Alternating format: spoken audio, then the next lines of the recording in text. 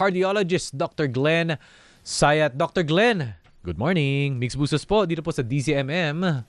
Good morning, Sir Migs, and good morning din sa inyong mga tagapanood. Alright, so syempre heat stroke ngayong summer, pero sabi ko nga kanina, Doc Glenn, baka yung heat stroke kasi medyo extreme na yan na pangyayari, di ba? Pero at the same time, at the end of the day, start, middle, or end of the day, tayo ay exposed sa init, 'di ba? Yes, So ano po ba yung mga muna dapat nating gawin especially during this season?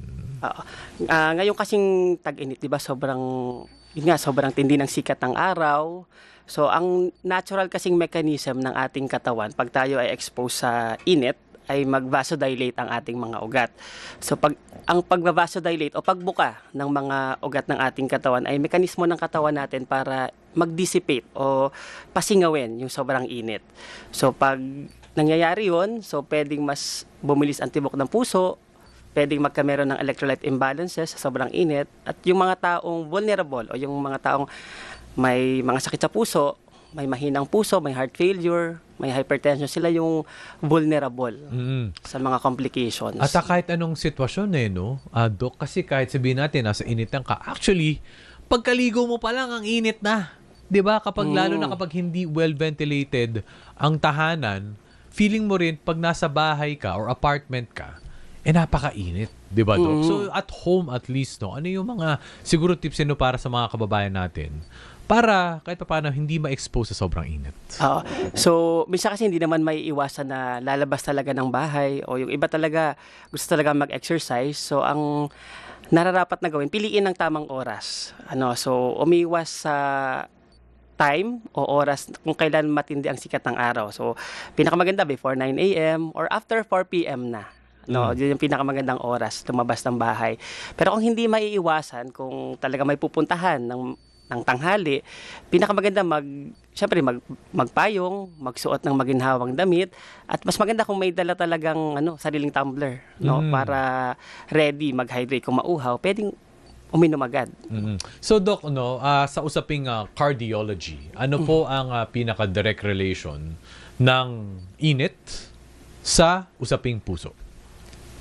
So, yun nga, yung matinding init, pwedeng mag-cause ng pag-dilate ng mga ugat, at pag nangyayari yun, mas bumibilis ang tibok ng puso. So, yung electrolyte imbalance, pwedeng mag-cause ng arrhythmia o yung irregularity sa tibok ng puso. O kumbaga yung conduction system ng heart, nagkakameron ng mga grounded na conduction pagka ganon. So, pinakamaganda dapat laging well hydrated para syempre yung dugo ay hindi maging malapot, kasi pag malapot din ang dugo, prone na magkameron ng blood clot. Tapos syempre kung dehydrated din ang isang tao, so ang blood pressure ay hindi well controlled, hindi stable. So pwedeng tumaas masyado, pwedeng bumaba masyado. So doon nangyayari yung mga heat-related na complications. So yung sabihin, Doc, kapag exposed ang katawan sa high temperature, hindi yan maganda para sa puso. Just safe to say. Oo, pero kung healthy ka, may mga mechanism naman yung katawan natin. Pero kung meron ka na talagang sakit sa puso, mayroon kang mga comorbidities, may hypertension, may diabetes, so ikaw yung vulnerable doon sa mga complications. Kapag hindi controlled, Doc, sabihin natin, wala lang, di ba? Hindi ako nag-hydrate ng tama, hinahayaan ko lang. Ano yung mga pwedeng mangyari? Yung iba, nahi-heat stroke. Yun nga, yung heat stroke, tapos nagkakameron ng hypertensive emergency. So yung iba talagang nawawala ng malay, nahihilo, minsan naisusugod pa nga sa pagamutan. So, at atake sa puso? Yes, definitely. Atake sa puso. So ano nangyari, Doc, from a medical standpoint, pero if you can make it kumbaga in layman's terms, bakit inaatake sa puso ang exposed kapag sa napakatinding init? Kapag syempre may mga comorbidities, tapos na-expose sa init, bumibilis yung tibok ng puso. So sa isang taong may ischemic heart disease, o yung kumbaga nagsisimula ng magbara yung maliliit na ugat sa puso. So pag bumilis ang tibok ng puso, mataas ang demand doon for oxygen. So kung yan, yung mga ugat na barado, hindi nakakaya yun eh. Hindi niya makakayang supplyan yung oxygen na required ng heart muscle. So, doon nangyayari yung atake. So, Doc, step back ako. Ano ba ang pinaka-basic? Muli, refresher lang po ito sa ating mga kababayan. Kapag medyo meron tayong heart issues, ano usually yung tinitingnan? Sa mga pagdating sa mga labs, sa mga tests? Oo, so yung ini-evaluate namin, yung mga blood tests, no, we do yung metabolic panel, yung cholesterol test, no, we screen for diabetes, no, tapos usually yan, ECG, yung pinaka-basic test. Tapos minsan pag may nakikita doon sa ECG, we can proceed with to the echo o may mga stress test pang tinatawag para ma-determine yung lakas ng puso. Opo. So, kasi baka mamaya, tinitingnan lang ng ating mga kababayan, yung total cholesterol ko, ito. Pero dalawa pala yan. May HDL. Yes, HDL, good cholesterol. good cholesterol. May LDL. Meron pang VLDL. Tama Yes, ba, Doc? very low density lipoprotein. Ano Okay, nga, meron pang anong difference nun? Yung HDL, yung kasi yung good cholesterol, yun yung gusto nating mataas eh. Yung kasi yung nagpipick up ng mga bad cholesterol na dumikit sa mga organs, sa mga ugat. Yung LDL kasi yun yung mga cholesterol na usually kumakapit sa Okay. mga organs, sa mga ugat. Nagkakos ng obstruction later on. Okay. VLDL, Doc, ano yun? Very low density lipoprotein, so bad cholesterol din siya. Bad cholesterol. Yes, oo. Tapos ano sabi mo, Doc? Meron pa tinitingnan na isa? Yung ngayon kasi sa mga recommendation, no, tinitingnan din yung lipoprotein A. So yun yung mga additional na test para masabi yung o ma-determine yung risk for future heart attack Ano tawag doon, Doc? or sila yung lipoprotein A. Lipoprotein A. Oo. Pero at least, no, initially, usual ng mga magpapa-blood test ka, di ba, sa mga diagnostics, HDL, LDL, tsaka VLDL. So, Yes, doon pala siya oo. nagsisimula. Yun Diba? yung routine, Yun yung sa lipid routine. profile. So, ano yung nagko-contribute para tumaas ang aking LDL? O kaya Siyempre sa VLDL? mga kinakain yan. So kung kakulangan ng aerobic activities. So kung siyempre lahat naman ng kinakain natin may calories. So mapa-carbohydrates, mapa-karne, mapa-tinapay or kahit ano man, lahat may calories 'yon. Pero kasi yung katawan natin ginagamit siya as energy, parang gasolina ng katawan. Pero anything na in excess o hindi nabe-burn, hindi nagagamit, yun yung nako-convert sa fats.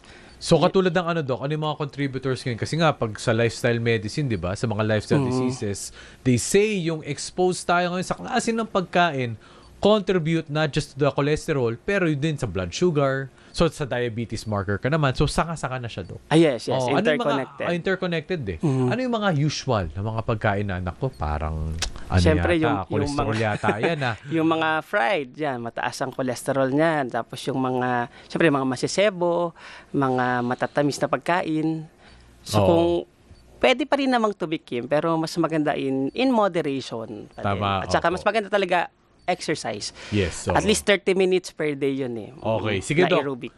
Bago ko pumunta sa aerobic fitness and sa mga fitness activities or paggalaw at least, no, contrary, pag sinabing, oy, cholesterol, kakain ako ng pork, kakain ako ng baboy, kakain ako ng beef, ay, iwas ako dyan kasi cholesterol yan. Pero ang lakas ko naman mag-sugar. 'Di ba? So, factor din ba ang high in sugar sa cholesterol ko? Yes. Kasi kung yung asukal kasi may calorie content din yan eh. So kung anything na hindi na burn, hindi nagamit ng katawan, yan, nagiging taba siya. So, contributor din yun. Yes. Oo. So, kumbaga, nag-menos ka nga sa mga baboy, sa mga meat, pero malakas ka naman na sabihin natin sa dessert, sa mga refined sugar, ay baka balance lang. Baka cancel out lang yan. Doon po, tanong po ni Melvin mula po sa ating YouTube Live. Sumasakit po lagi yung iba bang parte ng kaliwang dibdib ko kapag humihinga ng malalim. Ito ba yun, Doc? Ano ba to, Doc? Ribs? Ribs area? Siyempre sa dibdib na area natin, maraming organs kasi nandyan eh. So Opo. aside sa puso, no, meron din tayong intercostal muscles, no, may ribs, tapos siyempre yung ating gastrointestinal tract, yung esophagus, nandyan din na area. So pag chest pain, kumbaga ini-evaluate namin, no, tinitingnan namin kung angina siya or kung heart related. Kasi aside sa heart related na mga na chest discomfort, marami ding iba pa. Merong costochondritis or yung mga, yan yung mga musculoskeletal. Minsan GERD symptoms naman. So, So, oo nga. Hindi mo masabi sa isang kapalang di ba? oo. So, sa Oo. clinic, maraming bumibisita ng chest discomfort talaga eh. Chest So, discomfort. ini-evaluate namin kung heart-related ba siya. May mga test kaming ginagawa. Naninigarilyo. Pwede rin. Yes, Oo, oo. pwede rin yun. Pag Oo. kasi related sa paghinga, pwedeng pleuritic chest pain yun. Ano sabihin ng pleuritic, Doc?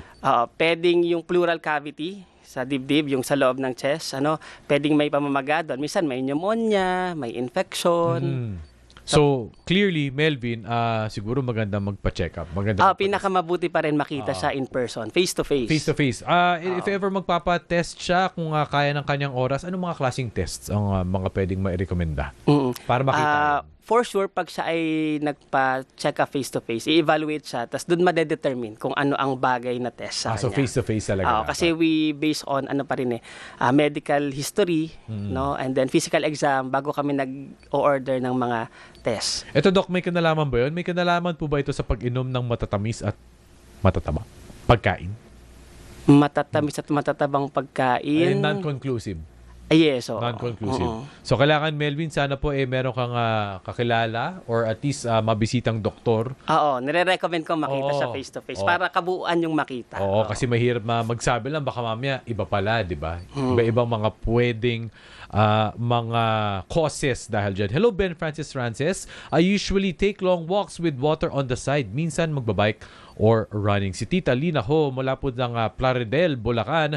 Every 6 a.m., 30 to 45 minutes ang kanyang walking exercise. Stretching and jogging is my good habit for my cardio. Ganun din po si Tita Nona Damayan.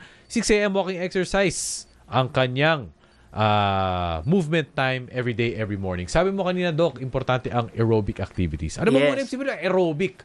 Ano ba to? Lumilipad ba to? Kasi pag sabing aerobic, related to fitness yan, Doc. Ibig sabihin ng aerobic, yung talagang pinagpapawisan, yung talagang tumataas yung heart rate.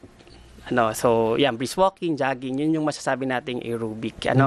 Yung kasing iba sinasabi sa clinic yan, Dok, naglilinis naman ako ng bahay.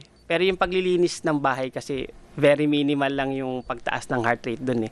So, hindi siya mako-consider as aerobic exercise. Tama. Dapat yung active movement. Yung mga Zumba, ganyan. Yan, oo. Yung talagang meron kang intention para ikaw ay mapawisan, tumaas ang iyong body temperature, tumaas ang heart rate, yun ang tinatawag na aerobic exercise. Kasi tama ka, Doc, sabihin ng iba, naglilinis naman ako ng kotse, naglilinis naman ako ng bahay, pinapawisan naman ako, baka naman pwede na yun. 'Di ba? So, apparently hindi siya enough. Oo. So, recommended, Doc, ano ang staple or standard na fitness or time?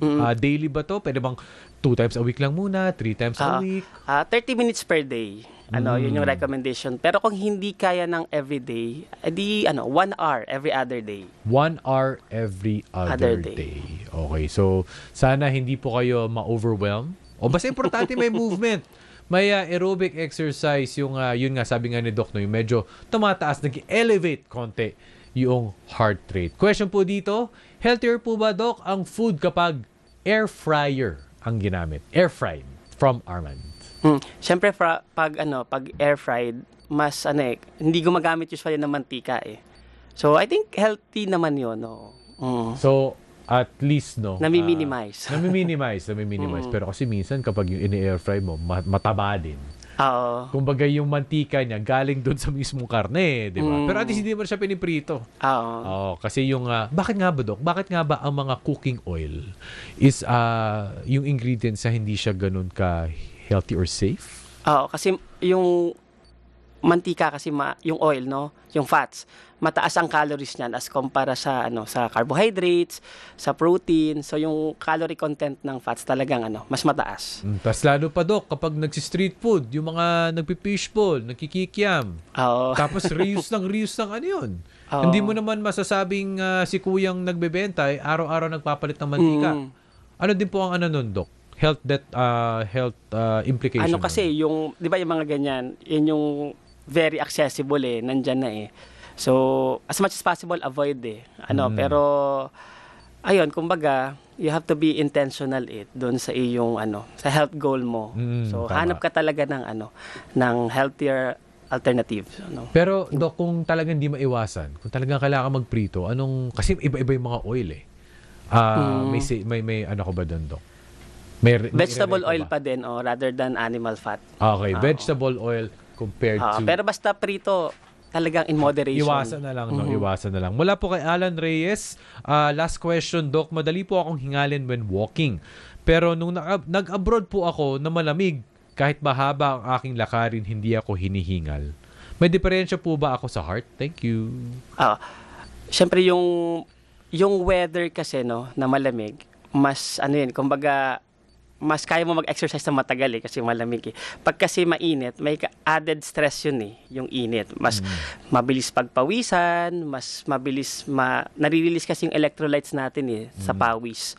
So, factor yon ano. Pero para ma-evaluate, kung gusto niyang ma-evaluate talaga yung kanyang cardiac health, pwede siyang magpa-stress test. Tama, opo. Para malaman natin yung limit and then mag-ano na rin siya. Kasi Doc, di ba usually kapag malamig din, hindi naman din talaga tumataas yung heart rate. Siguro kapag hindi masyado. Hindi masyadong tumataas. So, syempre, kapag medyo mainit, depende rin, Sir Allen, kung anong oras ka nagbo-walking, baka naman mamaya talagang tapat sa sikat ng araw. Matataas talaga yung heart rate mo doon, sir. Nakakahingal po talaga yun.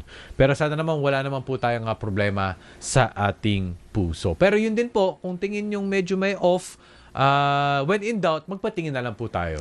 Makinig sa katawan. Makinig sa katawan, listen to your body, at magpatingin sa doktor.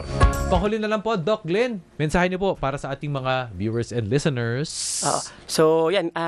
Ngayong tag-init, talagang make sure you are always well hydrated and then makinig sa katawan kung may nararamdaman ng kakaiba ay di tumigil kung nag-exercise at nahilo tumigil and then pwedeng magpa-evaluate magpa-check up kung may something na nararamdaman Alright, maraming salamat po sa ating Dr. Serbisyo, Dr. Glenn Sayat. Doc, thank you po and stay safe and God bless. Maraming salamat.